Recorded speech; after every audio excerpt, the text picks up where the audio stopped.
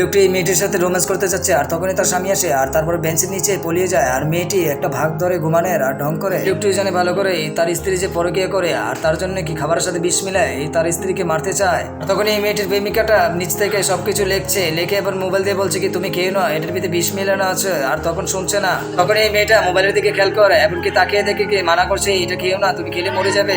মেয়েটা ভয় ভয় হাতে একটা চামিচ নেয়, চামিচটা ইচ্ছা করে মেয়েটা নিচের ভেতরে ফেলে দেয় আর তখনই সেই চামিচটা তার স্বামী তুলে দেয় নিচ থেকে।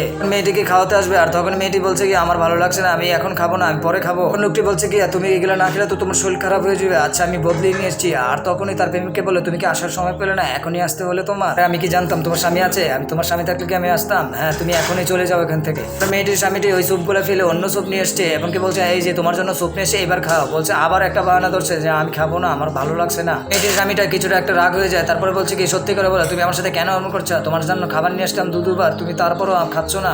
মেয়েটা বলছে না না না আমার কিছু তো হয়নি, আমি এমনি এরকম করছি, আমি এখন খাবো না, আমার শরীরটা ভীষণ খারাপ। তুই খাবারটি রেখে বলছে কি থাক, আর নাটক করতে হবে না, আমি সবকিছুই জানি। মেয়েটির স্বামীরা বন্ধুটা আগেই জানতে পারেছে যে তার প্রেমিকা যে এসেছে। প্লিজ বন্ধুরা ভিডিওটা ভালো লাগলে সাবস্ক্রাইব।